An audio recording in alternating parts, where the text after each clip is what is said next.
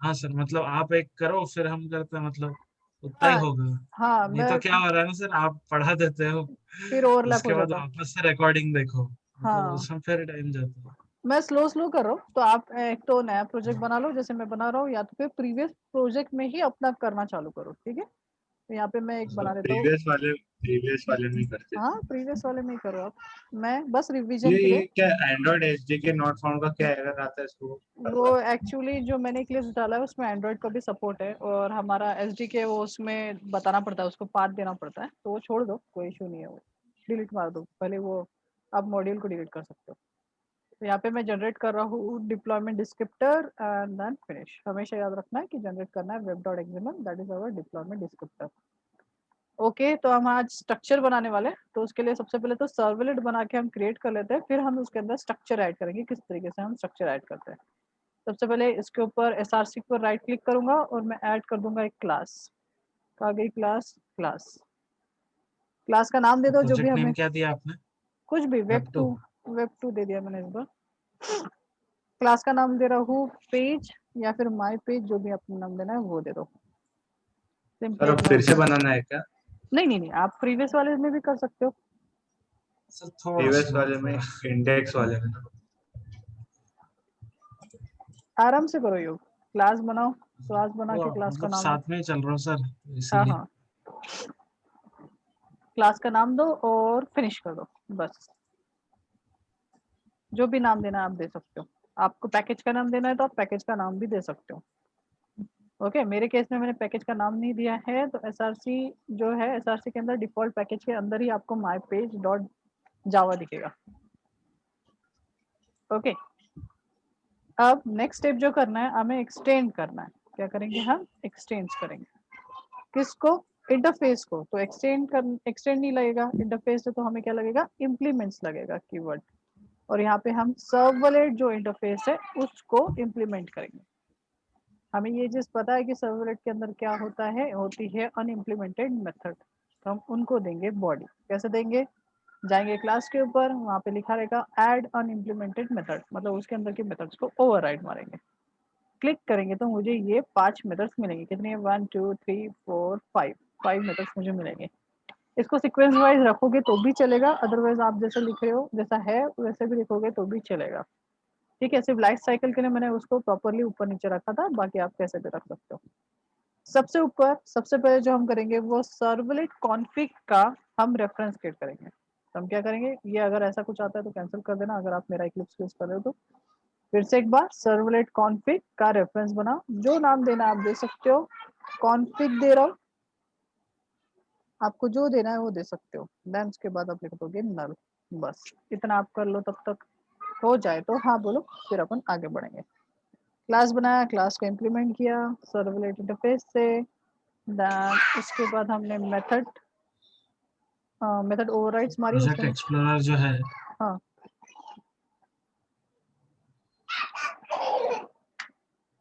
ये देखो project explorer. Sir restore हो गया कहीं तो भी। ये चला गया क्या? हाँ सर। ये आपको दिखेगा एडिटर, ये अपीयर का अगर शो, यहाँ से देखो। सब अम, ये project explorer, windows show view project explorer. आ गया सर। उसमें आप इसके ऊपर जाओ, एसआरसी, राइट क्लिक, क्रिएट करो new class and then implements servlet.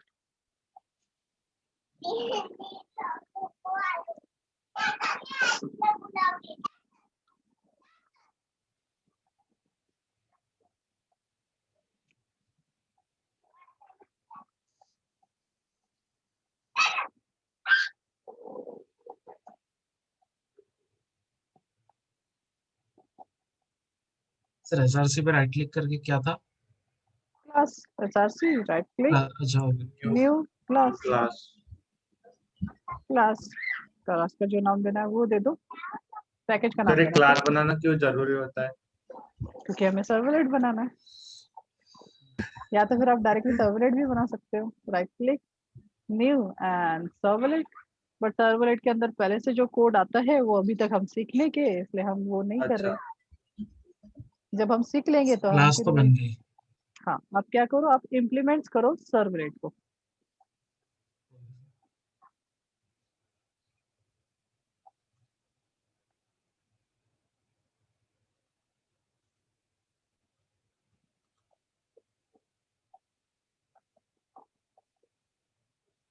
Create interface servlet बोल रहा सर। नहीं, सर्वलेट दिखा नहीं रहा।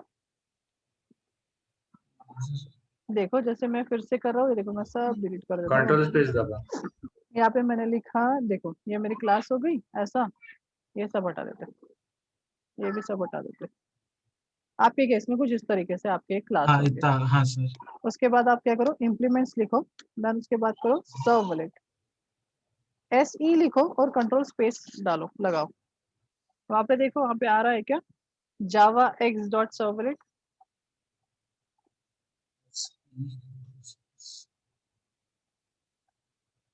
java.awt है सर, बेटा। सर्वलेट नहीं आ अरे रहा है, ये लिख इम्प्लीमेंट्स के नहीं आ रहा है, नहीं सर। नहीं आ रहा है। ओके, कोई इशू एक नहीं। इसका मीनिंग क्या होता है, अगर ऐसा नहीं आया तो मतलब क्या है, हमने प्रोजेक्ट गलत बना दिया।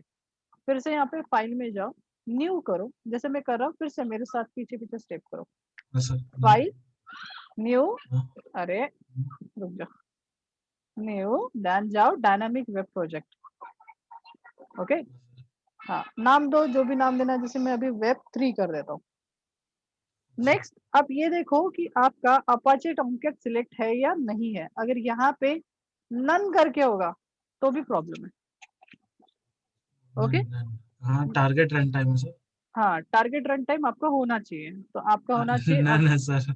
हाँ, इसीलिए, क्योंकि हाँ तब तो इसीलिए तब तक एपीआई नहीं जाएगा, उसके अंदर लाइब्रेरीज नहीं आएंगी। ठीक है, तो लाइब्रेरीज आना चाहिए, तो आपको ये चीज करना पड़ेगा।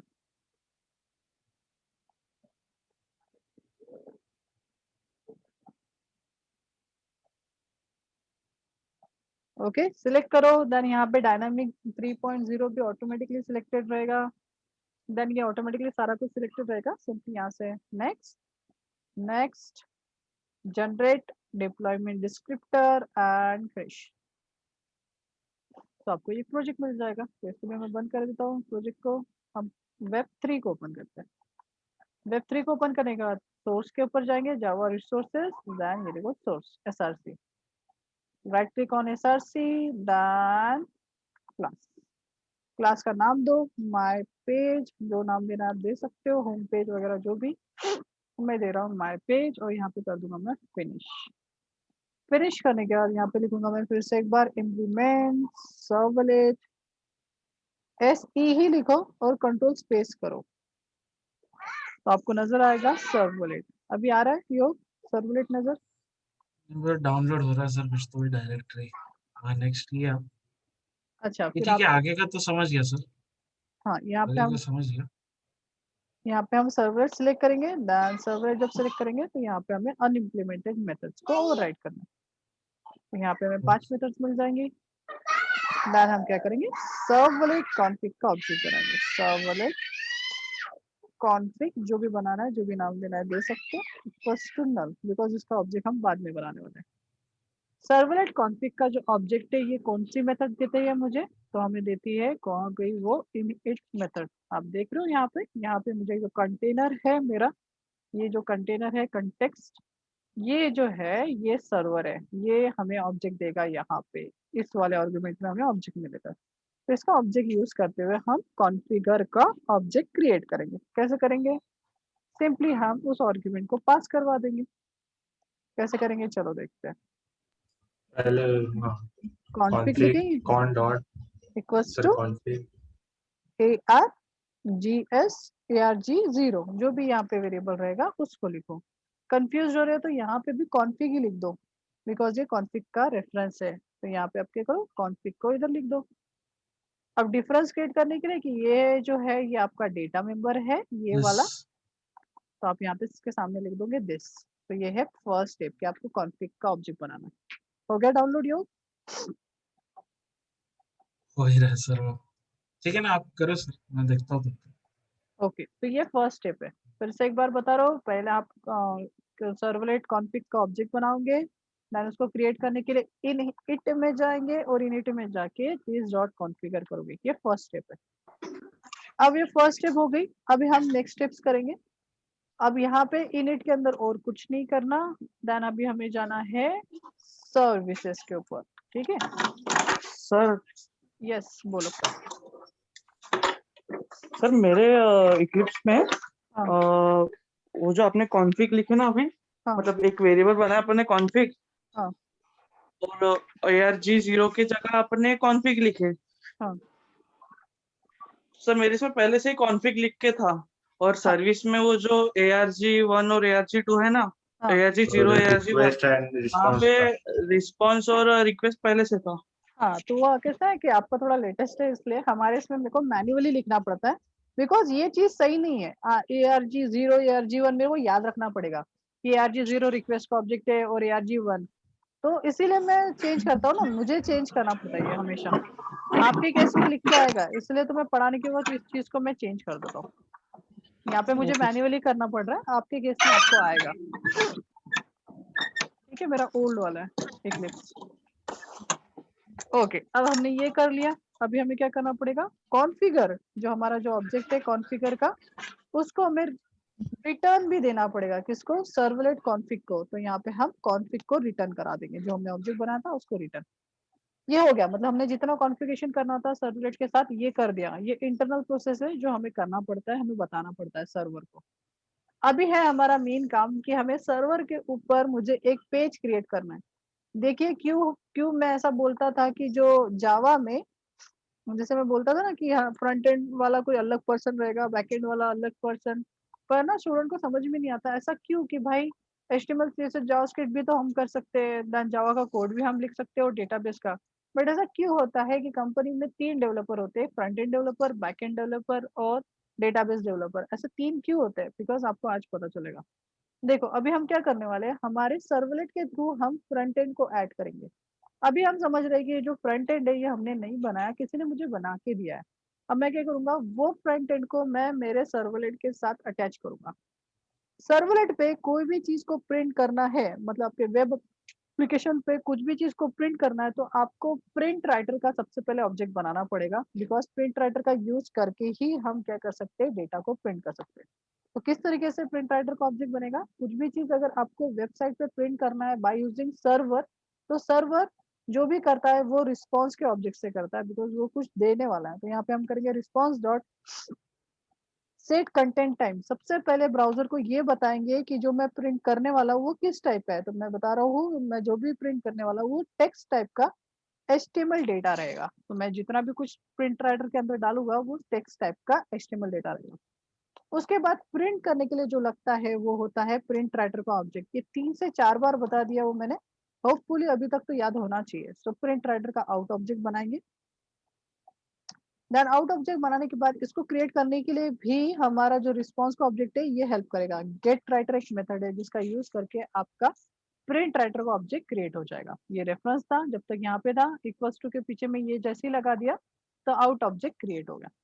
अब आउट ऑब्जेक्ट को यूज करके मैं प्रिंट मेथड को यूज कर सकता हूँ। तो यहाँ पे मैं देखो एक बार बस मैं सिर्फ रन करने के लिए यहाँ पे मैं प्रिंट मेथड को कॉल करूंगा। कैसे, आउट डॉट प्रिंट। अब प्रिंट के अंदर मैं डाल देता हूँ सिंपली, यहाँ पे हमेशा याद रखिए यहाँ पे हमने बोला है कि इसके अंदर जो कोड रहेगा वो HTML का कोड रहेगा। तो आपको पूरा लिखना है। यहाँ पे मैं पूरा नहीं लिख रहा हूँ, बाकी फिर मैं कॉपी पेस्ट मारूंगा, जो भी मुझे फ्रंट एंड का कोड मिलेगा वो मैं कॉपी तो पेस्ट डायरेक्ट वो index.html का ये नहीं कर सकते कोड डालने से अच्छा? कर सकते। वो हम करेंगे ना आगे में, अभी फिलहाल के केस में वो चीज वहां तक नहीं आया अपन। उसको बोला जाता है डिस्पैचर। आएगा आगे में आएगा डिस्पैचर, जिसका यूज करके हम पूरा पेज को भी इंक्लूड कर सकते हैं। पहले नहीं था, तो जो पहले नहीं था तो तब क्या करते थे वो हम देख रहे हैं। तो हम इस तरीके से करेंगे हेलो वर्ल्ड। अब ये कर दिया तो इस चीज को हमें मैपिंग करना पड़ेगा URL के साथ, because browsers co dot Java file नहीं एग्जीक्यूट कर सकता, नहीं रेंडर कर सकता डॉट जावा फाइल, तो उसको URL पैटर्न्स लगते हैं। तो URL पैटर्न क्रिएट करने के लिए हम जाएंगे हमारे कंटेनर को बताएंगे। कंटेनर को कैसे बताएंगे कि हमने कोई पेज बनाया है, सर्वलेट बनाया है, तो उसके लिए हमें यहाँ पे जाके ऐड करना पड़ेगा एक सर्वलेट। सर्वलेट ऐड करने के लिए हम यूज करते हैं टैग सर्वलेट। सर्वलेट टैग के अंदर दो चाइल्ड टैग आते हैं। सबसे पहला आता है सर्वलेट नेम, जिसमें आप नाम मेंशन करते हो आपके सर्वलेट को। तो जैसे मैंने सर्वलेट का नाम दे दिया सपोज होम, ये नाम दिया है मैंने बस। सेकंड बताते हो उसका क्लास, कि उस सर्वलेट का नाम क्या है, क्लास क्या है। तो यहाँ पे मैं लिख रहा हूँ सर्वलेट एंड दूंगा क्लास का नाम। मेरे सर्वलेट क्लास का नाम क्या था? मेरे सर्वलेट क्लास का नाम था माय पेज। सिंपली इसको कॉपी करूंगा और इसको यहाँ पे ऐड कर दूंगा। अगर आपका क्लास जो है वो किसी पैकेज के अंदर है तो आपको उसको भी मेंशन करना है। जैसे माय पैक अगर पैकेज है तो आपको कुछ इस तरीके से लिखना पड़ेगा, माय पैक के अंदर ये मैंने सर्वलेट रखा है। मेरे केस में मैंने डायरेक्टली बनाया हो तो मुझे पैकेज का नाम देने की जरूरत नहीं है। अब इस सर्वलेट को हम मैप करेंगे यूआरएल के साथ, जिसका यूज करके यूजर विजिट कर सकता है मेरे सर्वलेट को। तो यहाँ पे मुझे करना पड़ेगा मैपिंग, इसको बोला जाता है सर्वलेट मैपिंग, जो यूआरएल के साथ मैप करते हैं। इसके अंदर भी दो चाइल्ड टैग आते हैं। पहला टैग सेम जैसे ऊपर में यूज किया, सर्वलेट नेम। सर्वलेट नेम में वही नाम देना है, तो होम को कॉपी करके यहाँ पे पेस्ट कर दो, बिकॉज एग्जैक्टली सेम चीज। नेक्स्ट होता है यूआरएल पैटर्न। तो next is a URL pattern जिसके ऊपर वो ओपन होगा। तो हम चाहते हैं कि ये ओपन हो होम नाम के ही यूआरएल पे, मतलब जब मैं होम डालूं तब वो ओपन हो। तो यहाँ पे मैंने डाल दिया। बस इतना करने से हमारा जो सर्वलेट है ये मैप हो जाता है। सेव करते हैं, चलते हैं हमारे पेज पे और इस पेज को रन करके चेक करते हैं आउटपुट आ रहा है क्या। तो रन ऑन सर्वर, यहाँ पे डिप्लॉयमेंट किया जाएगा। सेव कर दो अगर कुछ सेव नहीं है तो। नेक्स्ट डिप्लॉयमेंट, ऑटोमेटिकली डिप्लॉय हो गया मेरा Web3 and finish. Server restart हो रहा है, वेट करते हैं। देखो इस तरीके से आएगा, बिकॉज वो मेरे जावा अभी भी जो है वो my page dot Java file को रेंडर कर रहा है, पर वो माई पेज डॉट जावा नहीं है, वो है मेरा होम। तो यहाँ पे मैं प्रॉपर यूआरएल डालूंगा और मैं चेक करूंगा कि मेरा हेलो वर्ल्ड प्रिंट हुआ है क्या। अभी मेरा सर्वर तो चल रहा है, काम कर रहा है, बट अभी मुझे जो चाहिए, मुझे एक यूआई चाहिए जो प्रॉपर वे में वर्क करे। तो बेसिकली बस हमने क्या किया, एक बेसिक सा पेज बनाया जिसमें एक हेलो वर्ल्ड का एक प्रोग्राम बनाया। अभी हम एक्चुअल यूआई को डालेंगे, जो मैंने आज असाइनमेंट दिया था वो चीज करेंगे। तो मैं जाता हूँ यहाँ पे एंड डेस्कटॉप वेबसाइट, ये मैंने बताया था इन हैंड जब लिए थे तब रॉ में, पता नहीं मैंने कौन सा index2 शायद, ये वाली वेबसाइट। ये वाली वेबसाइट को हम क्या करेंगे, अभी हम सर्वर पे डिप्लॉय करेंगे, मतलब सर्वलेट के अंदर ये सारा कोड हम डालेंगे। सबसे पहला फंडा, पहले तो इसको ओपन करो, जो भी आपका HTML फाइल है इसको ओपन करो, आपके कोड एडिटर जो भी आप यूज करो। मैं यहाँ पे VS कोड यूज करो। इसका जितना भी CSS फाइल है, मतलब आपने अगर इंटरनल लिखा है तो उसका निकाल के आप उसके एक्सटर्नल फाइल बना लो। क्यों? बिकॉज हैंडी पड़ेगा, बिकॉज इतना कोड को आपको कन्वर्ट करने की जरूरत नहीं पड़ेगी।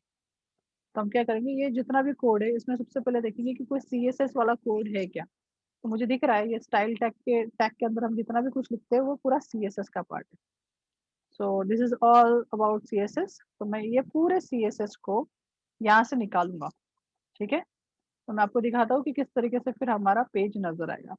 मैं इसको यहाँ से निकाल दिया, ये पूरा CSS मैंने हटा दिया। देखो अभी स्टाइल टैग के अंदर कुछ नहीं है, नथिंग।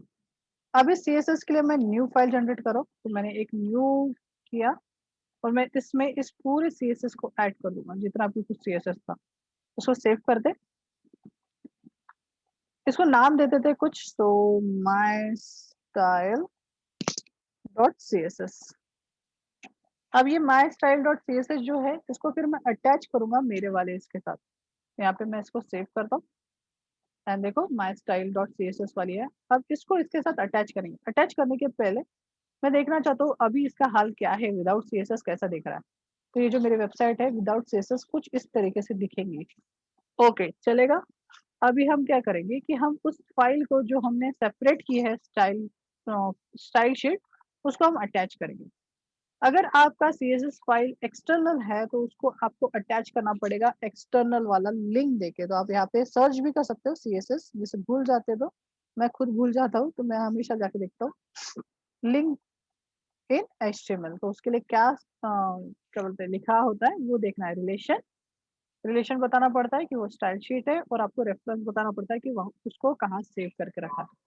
तो यहाँ पे सिंपली इस चीज को आप कॉपी करो और अपने कोड में जाके अटैच करो। कहाँ पे, ये इसको हटा दो, इसकी जरूरत नहीं है, और आप इसको अटैच कर दो। लिंक रेफरेंस हेड के अंदर स्टाइल शीट, और स्टाइल शीट का नाम, मेरे इसका नाम था माय स्टाइल, स्टाइल्स नहीं है मेरा, स्टाइल है, और CSS। बस सेव करते हैं और चेक करते हैं हमने जो ये अटैच किया है तो इस कोड से मेरी CSS फाइल अटैच हुई भी है या नहीं है। सिंपली जाते हैं फिर से इस पेज को रिफ्रेश करके चेक करते हैं कि हुआ है क्या, and you can see refresh किया और ये मेरा CSS भी अटैच हुआ। अब ये ऐसा क्यों किया, बिकॉज ये इतना सारा CSS अगर मैं एग्जैक्ट डाल दूं डायरेक्टली मैं सर्वलेट के अंदर तो मुझे बहुत ज्यादा मेहनत करना पड़ेगा। उस मेहनत को बचाने के लिए मैंने पूरी CSS फाइल को अलग से निकाल दी, बिकॉज आप सर्वलेट के अंदर CSS फाइल्स भी अपलोड कर सकते हैं। सबसे पहले हम HTML को कोड को डालेंगे, देन फिर मैं CSS को अटैच करना सिखाऊंगा कि किस तरीके से CSS फाइल को अपलोड किया जाता है सर्वलेट के अंदर और फिर उसको अटैच किया जाता है। तो ये इतना जो कोड है हमें सर्वलेट के अंदर डालना पड़ेगा, तो मैं इसको पूरे इसको कर रहा हूँ कॉपी। तो कंट्रोल A कंट्रोल C, ऐसा समझो कि ये जो पूरा कोड है ये आपको नहीं लिखना पड़ेगा, ये कोई थर्ड पर्सन लिख के देगा। अभी हमारे केस में तो हम नहीं बनाया, पर हम डायरेक्टली टेम्पलेट्स भी उठा सकते हैं ओवर द इंटरनेट। अब देखो इसको कितना करना पड़ता है, मैंने डोंट वरी ये सब अभी के लिए ही करना है, बिकॉज आपने सर्वलेट का नया पार्ट सीख रहे हो, इसलिए बाद में आपको ये चीज करने की जरूरत नहीं पड़ेगी। अब यहाँ पे मैं इस चीज को हटा के मैं वो वाला कोड डालने वाला हूँ, तो मैं इसको ऐसा करके मैं यहाँ पे पेस्ट कर दूंगा। पेस्ट करने में सारा का सारा कोड आ जाएगा। तो आपको क्या करना पड़ेगा, थोड़ी मेहनत कि आपको यहाँ पे हर एक कोड को ऐड करना है प्रिंट के अंदर, इसके अंदर आपको ऐड करना है, ठीक है। और याद रखना तभी के तभी आप क्लोज करोगे। मेरे सीक्वेंस को समझने की कोशिश करो मैं किस तरीके से बना रहा हूँ। अगर आपको कोई डबल कोड्स दिखता है अंदर के कोड में तो आप सिंपली वहां पे बैकस्लैश डालोगे। What is the meaning of backslash, यहाँ पे इसका मीनिंग है कि वो नलीफाई करता है इसका मीनिंग।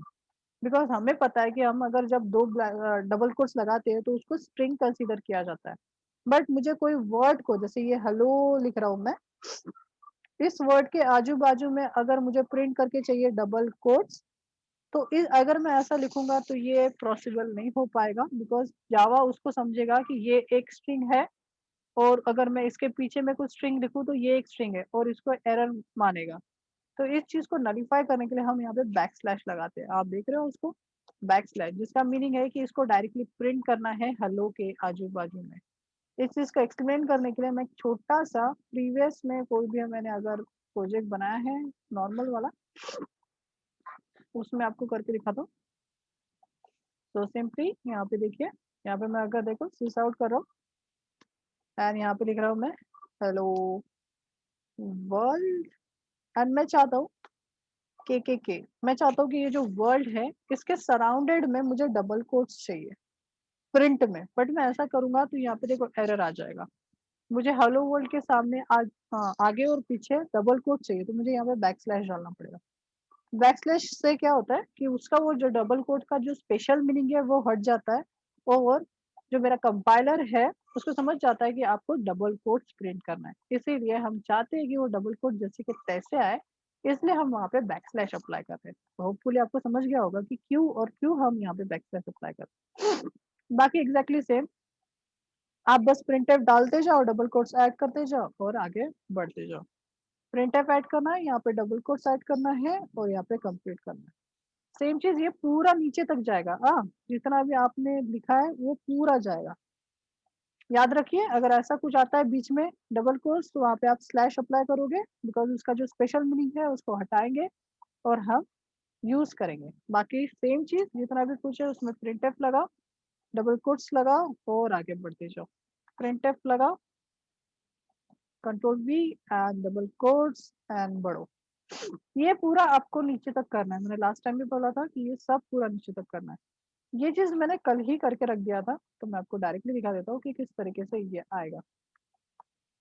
तो may be it is this, शायद मैंने इसमें करके रखा, एंड यू कैन सी ये मैंने पूरा वही वाला कोड किया है। फिलहाल के लिए मैं जो है ये सर्वलेट से मैं ये जो लिंक है मैं हटा देता हूँ। और ये मैंने क्या हटाया, मैंने कंट्रोल Z करता हूँ, मैंने CSS वाला जो था CSS फाइल जो है मैंने हटा दिया बिकॉज मैंने आपको अभी तक बताया नहीं कि CSS फाइल को कहाँ डाला जाता है, तो ये चीज मैंने हटा दी। ये पूरा करने के लिए ज्यादा नहीं 15 मिनट लगेगा। आप सोचो ये चीज सिर्फ इतना सा किया है, जब आप पूरा प्रोजेक्ट बड़ा वाला करोगे तो कितना टाइम लगने वाला है, और रियल में टाइम लगता है। अब यहाँ पे ये कर दिया, अगर आप सिर्फ HTML लगाओगे तो किस तरीके से आउटपुट आएगा वो मैं दिखा रहा हूँ। तो run and run on server, save करते एंड यहाँ पे डिप्लॉय करते, next run, start your server. इसका हम URL देख लेते हैं बिकॉज एरर तो आने वाला है, तो इसका URL पैटर्न देख लेते हैं कि हमने क्या बनाया था। सो कहाँ पे जाएगा, web dot context content and XML XML and my serve, ये है मेरा URL पैटर्न। तो मैं यहाँ पे जाके इसको हटा के URL पैटर्न डाल दूंगा और चेक करेंगे। तो मुझे दिख रहा है कि मेरी वेबसाइट तो रेडी हुई है बट इसको CSS नहीं है।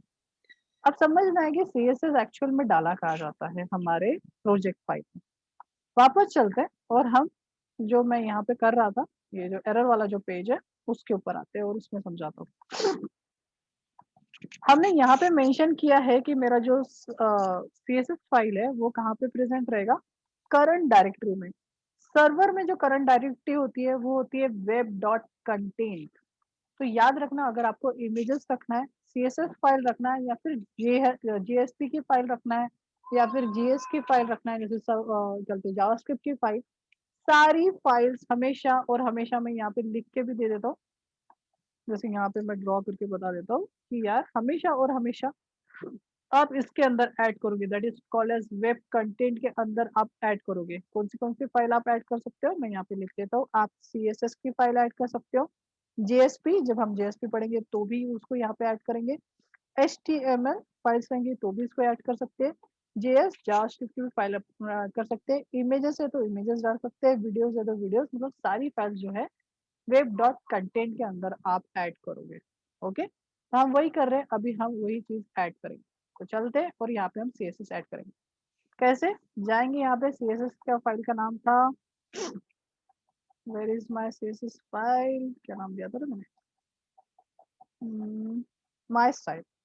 इस माय स्टाइल को करूंगा यहाँ से कॉपी, नॉर्मली कॉपी, फिर से आएंगे इक्लिप्स के अंदर और वेब कंटेंट के ऊपर राइट क्लिक करके मैं यहाँ पे कर दूंगा पेस्ट। इसके अंदर याद रखना ये वेब कॉन्फिग के अंदर नहीं जाना चाहिए, ये आपके उसके अंदर होना चाहिए वेब कंटेंट। कभी कभी हो जाता है आप कॉपी पेस्ट करने के बाद ये इसके अंदर आ जाएगा या फिर इसके अंदर, तो वहां से डिलीट मार देना और फिर से पेस्ट करना वेब कंटेंट के अंदर। जैसे कि मैं यहाँ पे इसमें देखो मैंने डाला हूँ, प्रीवियस वाले में देखो स्टाइल java.css और उसके अंदर मैंने ये फाइल को ऐड करके रखा और आप देख रहे होंगे कि इसके अंदर एक HTML फाइल है, 2 HTML फाइल है और एक स्टाइल java.css फाइल है। यू कैन सी, ये देखो यहाँ पे। अब इस चीज को हम फिर से मैं एक बार रन करके आपको दिखा रहा हूँ।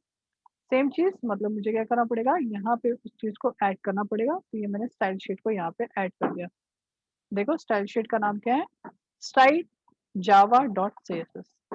सेव करते हैं और एक बार फिर से इसको रन करके देखते हैं। हाँ, अगर आप कुछ चीजें चेंज करते हो तो ऑटोमेटिकली देखो सर्वर भी रिलोड करता है।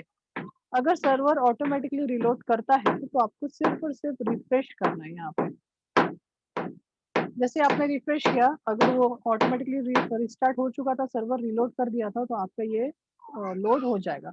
एंड यू कैन सी ये मेरे सर्वर के ऊपर है, ये पेज पूरा का पूरा सर्वर के ऊपर है। यू कैन सी, बाकी तो ओपन नहीं होगा बिकॉज हमने ये HTML फाइल्स नहीं बनाई है, बट ये पूरा सर्वर के ऊपर अभी अवेलेबल है। तो ये फर्स्ट डे का असाइनमेंट था जो मैंने अभी आपको करके दिखाया। ये सेम चीज आपको करना है। मेहनत जो है वो तो थोड़ा करना ही पड़ेगा। यहाँ पे ये मेहनत जो है सिर्फ प्रिंटफ लगाओ, डबल कोट्स लगाओ और जहाँ डबल कोट्स है वहाँ पे स्लैश लगाओ। इतना मेहनत पूरा नीचे तक करना है। सबसे छोटी सी वेबसाइट मैंने बता के दिखाया था, तो ये वही वाली है। अगर आप एक्चुअल चीज करने जाओगे तो बहुत बहुत बड़ा बड़ा रहता है, 100 200 पेजेस बनाने पड़ते हैं HTML के और सर्वर वगैरह के। ओके, सो ये हो गया हमारा पहला असाइनमेंट। अभी ये लेक्चर तो हो गया खत्म। इतना भी नहीं करना पड़ा, क्या ये इतना भी नहीं करना पड़ा, जैसे ही कोड कॉपी किया वो अपने आप आ गया डबल कोट्स में। आपके इसमें पहले से आ गया? हाँ, हाँ, ये मेरे मतलब पुराना है जहाँ ना पे मेरा। स्लैश चाहिए वहां पे स्लैश वगैरह, मतलब जैसे का ऐसा कॉन्कैट होते होते वो अपने आप पूरा आ गया। हाँ, क्या बात आपके है, मैं नया वाला करता फिर। मेरे वाले में नहीं होगा बिकॉज मेरा वाला ओल्ड है। सर आप मेरे को ये कॉपी करके भेजना सर, अपना दोनों का सेम है। ये वाला हाँ मैं भेज दूंगा ये चीज। पर नहीं, पर कैसा है, मैं इसमें एडिट करूंगा ना, जब जब मैं चेंजेस करूंगा इसके अंदर डेटा में सारा चेंज करूंगा, इमेजेस वगैरह, बिकॉज फाइनल प्रोडक्ट में सारे प्रोडक्ट्स वगैरह आएंगे ना उसमें। तो ये नहीं पेज तो अब अभी के लिए फिर मैं हाँ ऐड करते जाऊंगा। हाँ, अब ये हो गया हमारा एक पेज रेडी। ओके, अभी हमें चलना है नेक्स्ट। तो अभी हम चलेंगे, तो अभी 7 मिनट बचा है। अगर तुम लोगों का कुछ क्वेश्चन वगैरह है तो पूछ लो, नहीं तो फिर मैं फिर से नया सेशन क्रिएट करता हूँ। वो सेशन में अपन नया चीज सीखेंगे, ये पुराना वाला है, ये असाइनमेंट था, वो मैंने सिर्फ, मेरे को पता था कि नहीं होगा क्योंकि नए स्टूडेंट नहीं करते हुए पता है। ठीक है, नहीं सर, हो गया था, कल ही हो गया था ये सब। ये हो गया था। वो कहते सर, हाँ, हाँ मैं पूरा नहीं कर बस लिया। वो कोर्ट में क्या बोलते हैं। हाँ, अभी आज जो कोड भी हो गया पढ़ेंगे, था। आज जो करेंगे अभी मैं दिखा देता हूँ, वो है नेक्स्ट वाला डे। तो चलो देख ही लेते हैं अभी, तब तक 7 मिनट है। सर वो जो अपन ने CSS की अलग फाइल बना के डाले ना, हाँ तो मैंने सर वो नहीं किया था मैंने, मतलब वो HTML के बाद हेड टैग डाला और हेड में स्टाइल वाला वो कोड डाल दिया था और बॉडी में बॉडी वाला। हाँ, वो भी चलता है, पर उसमें हाँ हमारे केस में आपने देखे ना कि कितने बार मेरे को प्रिंटफ लिखना पड़ा। तो मैं स्ट्रेट फॉरवर्ड क्या करूंगा, एक CSS फाइल डाल दूंगा जिससे मुझे कम कोड, हाँ जितना कम कोड करना पड़े। आपके इसमें हाँ डायरेक्टली कॉन्केट हो रहा है, तो आप तो कैसा भी कॉपी पेस्ट मारो तो अच्छा ही है आपके लिए। तो मेरे केस में हाँ वैसा नहीं है। ओके, तो नेक्स्ट चलते हैं। अभी हम जो पढ़ रहे हैं, तो ये जो चीजें अपन ने पढ़ी है वो चीजों का अभी डिस्क्रिप्शन देख लेते हैं। 6 मिनट बचा है, जितना हो सका होगा, बाकी फिर अपन मतलब नेक्स्ट वाले सेशन में देखेंगे। तो हमने पढ़े ये चीजें कैसे क्रिएट करना, क्या करना, देन उसके बाद यहाँ पे कुछ चीजें जो हमें पता होनी चाहिए। गेट पोस्ट मेथड हम अभी यूज करेंगे नेक्स्ट टाइम, तो तब देखेंगे उसको। स्टैटिक डायनामिक वेबसाइट आपको पता है तो वो बताने की जरूरत नहीं। HTTP प्रोटोकॉल्स है, रिक्वेस्ट रिस्पॉन्स, ये सारे प्रोटोकॉल्स है। देन उसके बाद गेट पोस्ट, गेट मतलब जो डेटा जाता है वो URL थ्रू जाता है, पोस्ट जो डेटा जाता है वो बॉडी के थ्रू जाता है। इसका डिफरेंस होता है, ये पूछा जाता है वर्सेस में, इंटरव्यू क्वेश्चन होता है, थेरी पोर्शन है पूरा। देखो गेट एंड पोस्ट, हाँ, गेट पोस्ट जो है वो लार्जर डेटा लेके जाता है, पर गेट की लिमिट होती है बिकॉज इसमें सिर्फ आप 3000 कैरेक्टर ही भेज सकते हो, बिकॉज वो URL से जाता है, मतलब ये ऊपर का है ना। पर URL में सिर्फ आप 3000 कैरेक्टर ही पास कर सकते हो। और रही बात पोस्ट की, तो पोस्ट अपना बॉडी के थ्रू जाता है, तो कितना भी लार्ज नंबर ऑफ अमाउंट का डेटा आप भेज सकते हो। ये नॉट सिक्योर्ड है बिकॉज इसका डेटा डायरेक्टली URL में नजर आता है। ये सिक्योर्ड है बिकॉज इसका डेटा URL में नजर नहीं आता। हाँ, गेट में एक फायदा है कि आप उसके बुकमार्क्स मार सकते हो, कोई पेज है तो उसका अगर URL पता है तो उसको बुकमार्क्स मार सकते हो ब्राउजर के अंदर। पोस्ट में वैसा नहीं होता, डेटा का आप बुकमार्क नहीं मार सकते। डिपेंडेंट होता है, इंडिपेंडेंट होता है, ये जो है ये इंडिपेंडेंट होता है, बट ये रिक्वेस्ट से डिपेंडेंट रहता है। जिस टाइप की रिक्वेस्ट रहेंगे उस टाइप का पोस्ट डेटा रहेगा। Gate request is more efficient and use for the post. हाँ, सबसे ज्यादा जो यूज होता है वो गेट होता है as compare to post. Post कहाँ पे होता है, जहाँ पे पैसे का डील हो रहा है या फिर एक से ज्यादा डेटा पास करना है, बिकॉज एज अ परफॉर्मेंस ये थोड़ा स्लो है पोस्ट। एंड गेट जो है वो एज अ परफॉर्मेंस फास्ट है, पर सिक्योरिटी इशू है, सिक्योरिटी में अच्छा नहीं है। ऐसा नहीं है कि गेट यूज ही नहीं होता, यहाँ तक कि गूगल भी यूज करता है। जैसे मैं कुछ सर्च करूँ तो आपको वो चीज URL में नजर आती है। जैसे मैं यहाँ पे एस्ट्रिक लिख देता हूँ, जैसे मैं एस्ट्रिक लिख रहा हूँ या फिर टेक्नो लिख रहा हूँ, तो यहाँ पे आपको URL के अंदर ही नजर आएगा, मतलब ये यहाँ पे गेट मेथड यूज कर रहा है। ठीक है, तो ऐसा नहीं है कि गेट यूज नहीं होता, ऐसा नहीं है, गेट पोस्ट दोनों यूज होता है। तो ये इसी का थ्योरी लिखा है, तो ये आपको थोड़ा सा पढ़ के देखना है। देन उसके बाद सर्वलेट कंटेनर्स की बात की है। सर्वलेट कंटेनर क्या होता है, जैसे हमने अभी एक सर्वलेट बनाया, ठीक है, अब ये सर्वलेट कन्वर्ट होता है जब ब्राउजर के पास आता है, तो ये चीज सर्वलेट, हमारा जो सर्वलेट कंटेनर है ये पहले पेज क्रिएट करेगा और उस पेज को रेंडर करेगा HTML में। वाई HTML में, बिकॉज हमारा जो ब्राउजर है उस ब्राउजर को सिर्फ और सिर्फ HTML ही समझता है, बाकी कुछ भी नहीं समझता है। तो दैट्स वाई यहाँ पे रेंडर किया जाता है उस चीज को हमारे ब्राउजर में। जैसे मैं आपको बता रहा हूँ, अब आप सोचोगे सर HTML ही करना था हमें, तो यार इतना तामझाम क्यों किया? हम चीजें तो पहले भी करते थे। तो देखो यहाँ पे मैं, वहां पे मैं मन चाहा चीज नहीं कर सकता था। जैसे मैं देखो यहाँ पे देखो स्ट्रिंग कर रहा हूँ, स्ट्रिंग माय पेज नेम, यहाँ पे मैं ऐड कर रहा हूँ, खुद की चीजें ऐड करना चाहता हूँ। सो मैंने किया स्ट्रिंग माय पेज और यहाँ पे लिख दिया सपोज चंद्रकांत, मेरा नाम डालो। जैसे मैं टीचर्स के नाम ऐड करना चाहता हूँ, तो ये देखो ये मैंने डाल दिया माय पेज। अब देखो मेरा टाइटल था तो पेज का नाम क्या था, माय वेबसाइट। यहाँ पे हेडिंग में भी वो लिखा था। अब मुझे ये नहीं चाहिए बिकॉज ये तो मैनुअल हो गया, तो मैं यहाँ पे क्या कर सकता हूँ, कॉन्कैट मार सकता हूँ। आपको पता है ना जावा में हम कॉन्कैट कर सकते हैं। तो यहाँ पे देखो मैं उस वेरिएबल को यूज कर सकता हूँ। अगर वो वेरिएबल में जो डेटा है वो डायरेक्टली मर्ज हो जाएगा मेरे पेज के साथ, तो मतलब मुझे कुछ चेंजेस करने की जरूरत नहीं है। यहाँ पे डायनेमिकली मैं डेटा चेंज कर सकता हूँ। मेरा सर्वर ने खुद ही रिलोड कर लिया, तो मुझे अभी रन करने की जरूरत नहीं है। मैं सिंपली जाके रिफ्रेश करूंगा तो भी आपको वेबसाइट में देखो *.in है, अगर मैं इसको रिफ्रेश मारूंगा तो वहाँ पे चंद्रकांत हो गया, बिकॉज डायनेमिकली मैं ये डेटा चेंज कर सकता हूँ। ये स्टैटिक डेटा नहीं है, सर्वलेट का यूज किया जाता है डायनामिक। और आप देख रहे हो कि मैं डायनामिकली ये पूरे वेबसाइट का डेटा कभी भी कौन सा भी डेटा चेंज कर सकता हूँ।